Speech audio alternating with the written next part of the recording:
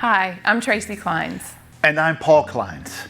We have lived in Galveston County for a long time and we love it here. There's a lot to love about this community. But over time, we've also become aware of the challenge of many, many people in our community living with the daily struggle of extreme poverty.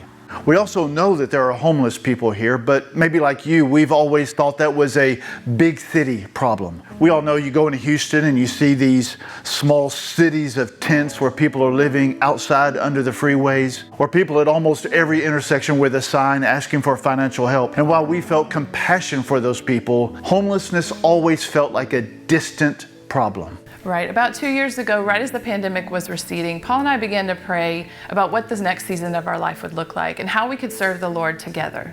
We had a lot of options that we reviewed, but we really felt God would be calling us to international missions. And then one day we were driving home to our home in Baycliff, which is a community where there is an enormous amount of extreme poverty. And Tracy said, you know, we live in a mission field.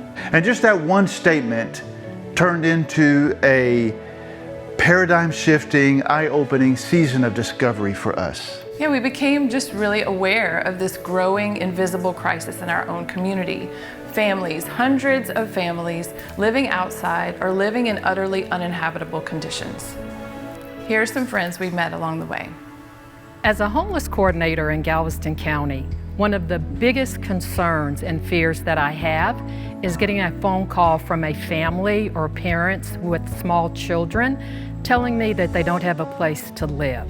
Unfortunately, in Galveston County, that's a very difficult scenario for me to problem solve because we don't have a lot of housing opportunities available for these families. There are shelters, but unfortunately there's not enough shelters.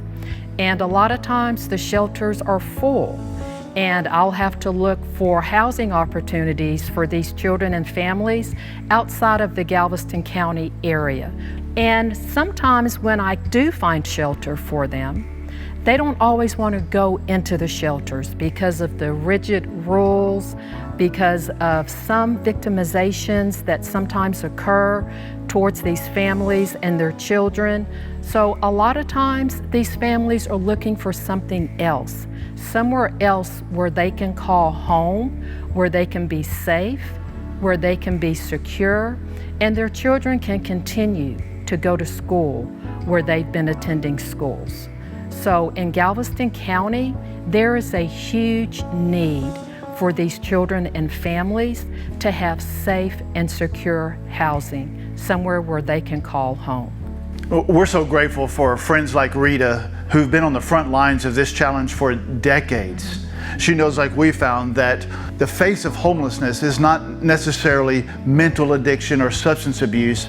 A lot of times, and most of the times in our own community, it's working parents who just can't make it work.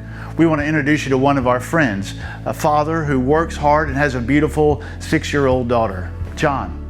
Back in November, we moved to Texas from Virginia.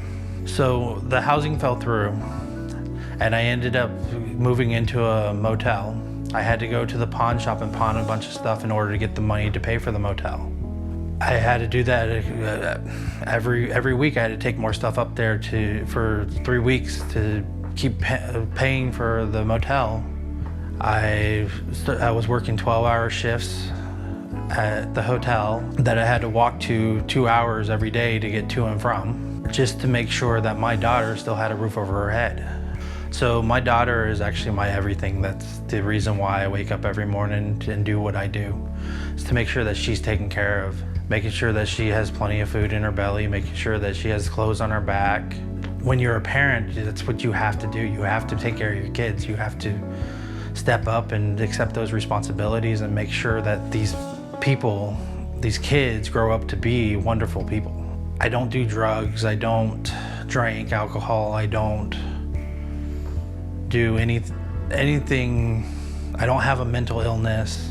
I'm just trying to make sure that my daughter is taken care of, because my wife has also left us. And other people have helped me out, And with that support, it has helped me continue to provide for my daughter and to be able to do the things that I need to do to get us on the right track to get off the streets. Pastor Paul and Tracy and their vision of Everybody's Place, I actually believe will end up helping a lot of families like me who's just down on their luck, made a couple not completely thought out decisions and just need that helping hand to get back to where they were or where they're supposed to be.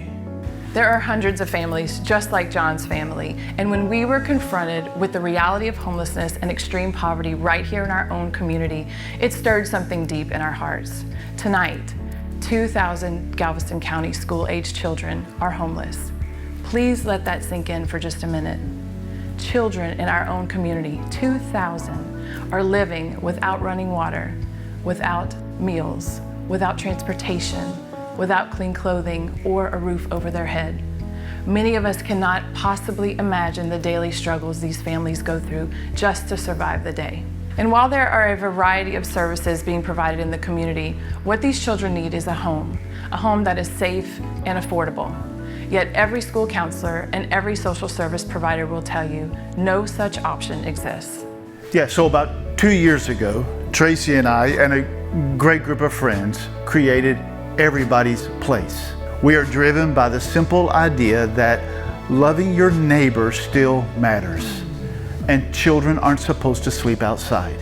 So our vision is to create a community of homes for our neighbors in Galveston County who are experiencing homelessness. And we want to invite the larger community to a lifestyle of love and service. Through the generosity of many of our friends, Everybody's Place purchased just under 2 acres of land in a perfect location.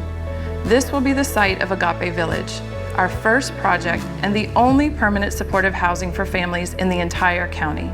Agape Village will be a neighborhood of 13 small homes nestled around a beautiful courtyard and the Hub, which is a small building where after-school mentoring and a variety of on-site supportive services will be available to residents. Over the past couple of years, Tracy and I have asked over and over again, why doesn't this already exist?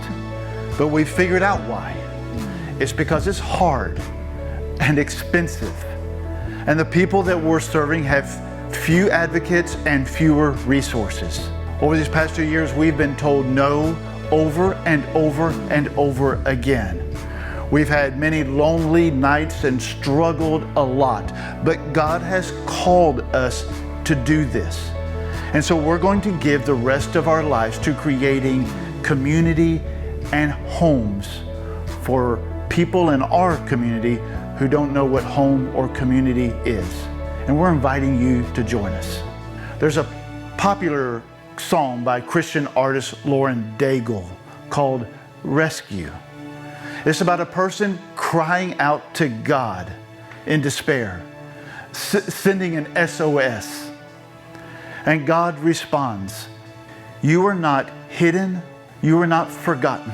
I will send out an army that will find you and rescue you, an army that will fight for you. Even in the hardest fight, I will rescue you." You know what that song is about, right? It's not about how God is going to make this heavenly host of angels appear out of nowhere to solve the world's problems. The song is about God's army, and we are God's army, you and me. And God has called us to hear the SOS of a child sleeping outside, of a mother or father struggling to make it work. And God has called us to run to them, to fight for them and sacrifice for them, to make sure that they are heard and loved, that they have a future and a hope. Will you be part of God's army? Because every night we wait is another night that a child is sleeping outside.